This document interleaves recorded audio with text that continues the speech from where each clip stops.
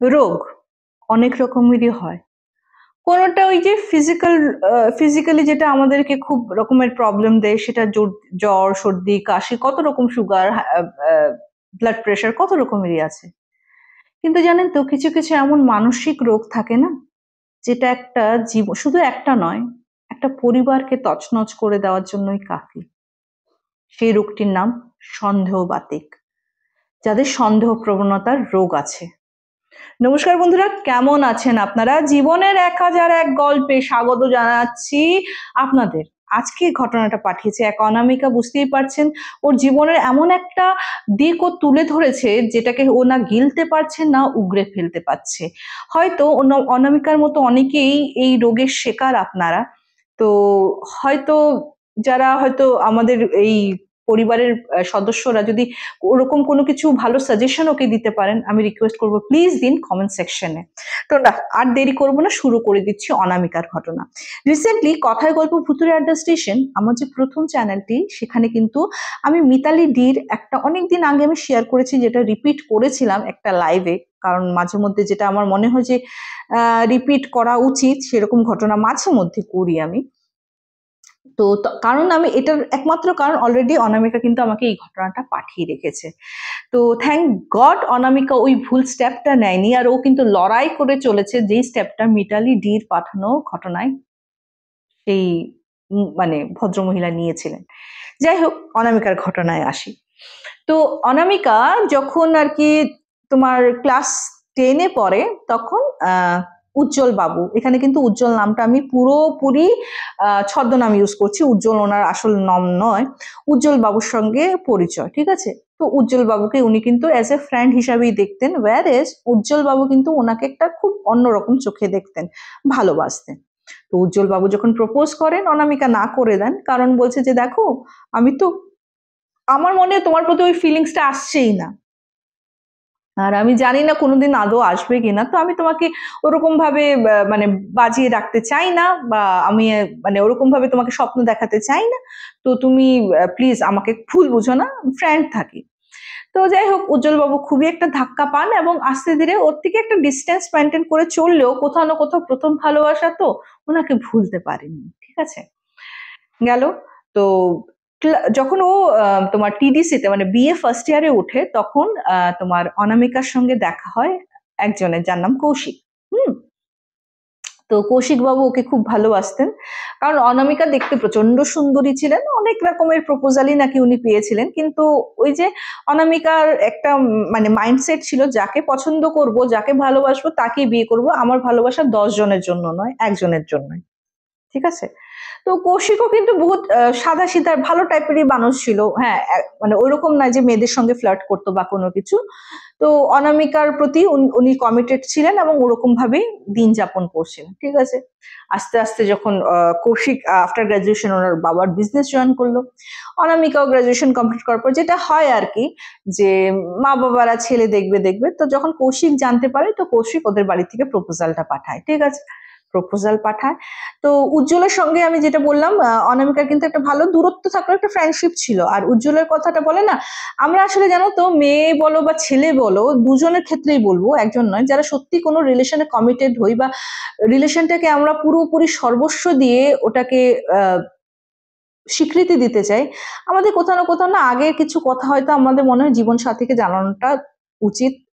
তো কি হয় বলতো, বিশ্বাসটা আমরা মানে আরো যাতে পাকাপোক্ত হয়। তো অনামিকাও কিন্তু কোথাও না কোথাও উজ্জ্বলের কথা কৌশিক বাবুকে বলেছিলেন। তো কৌশিক প্রথমে প্রচন্ড ওটাকে বলছে, ঠিক আছে চলো, হতেই পারে, কত ছেলেই তো পছন্দ করতো তোমাকে, তুমি তো করতে না, তাহলেই হলো, ঠিক আছে? তো এরকম করে বিয়ে ঠিয়ে হলো। কিন্তু বিয়ের পর অষ্টমঙ্গলার পর, যেহেতু বন্ধু বললাম, অষ্টমঙ্গলাতে অনেক বন্ধুদেরই নিমন্ত্রণ ছিল ওদের বাড়িতে, তো মানে উজ্জ্বলেরও ছিল। কিন্তু মুখে বলা আর কাজে করার মধ্যে কৌশিকের কিন্তু একটু পরিবর্তন অনামিকা প্রথম দিন দেখতে পারলো, সেটা হলো অষ্টমঙ্গলার দিন। উজ্জ্বলকে দেখে ও যেমন মানে হয় না যে ঠিক আছে চলো, এসছে তোমার বাড়িতে, শ্বশুর বাড়ি মানে এখন তো তোমার বউয়ের বাড়ি, সেটা তো তোমার বাড়ি, মানে এসছে ঠিক আছে হাই হ্যালো এরকম। ওকে দেখে বলে মুখটা একদম কালো করে কেমন যেন, ওকে দেখে যেমন ও পুরো তেলে বেগুনে জ্বলে উঠেছে।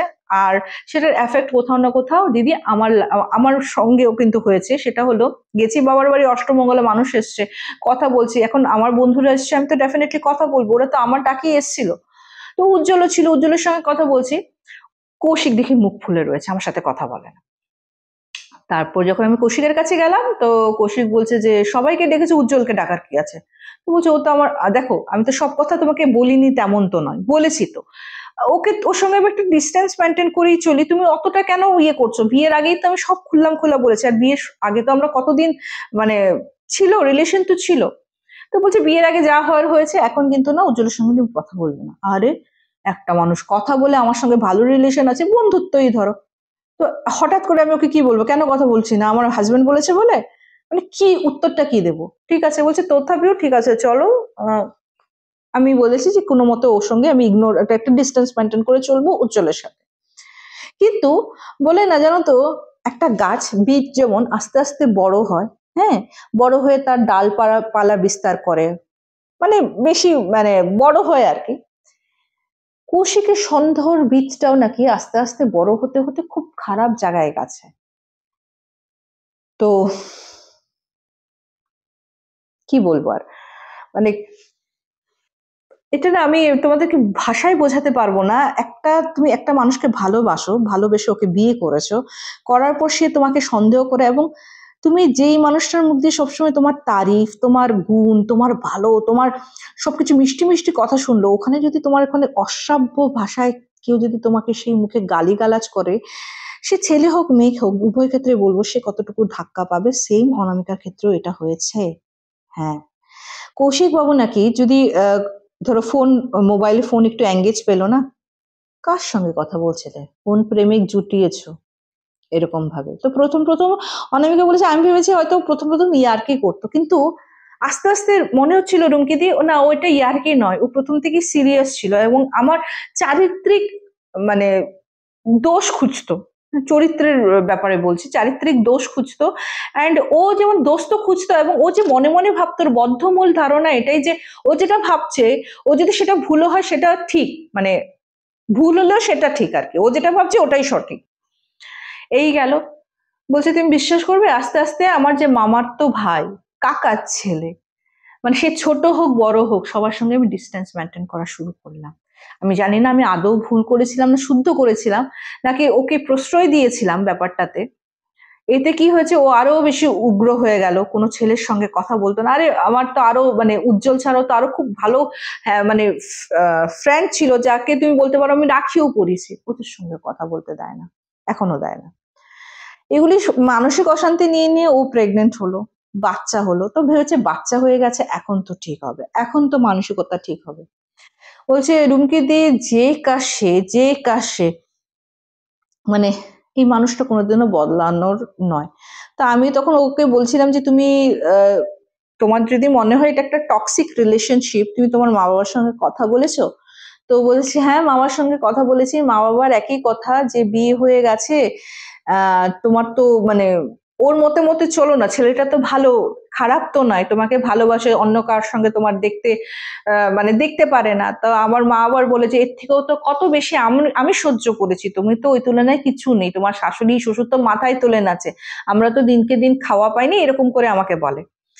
তো আমি বলছি তুমি নেক্সট স্টেপ কি ভাবছো? তো বলছে যে আমি ভেবেছিলাম পড়াশোনা কন্টিনিউ করব, কিন্তু কৌশিক মানে পড়াশোনা কন্টিনিউ করো কিন্তু রেগুলার ক্লাস করতে পারবে না।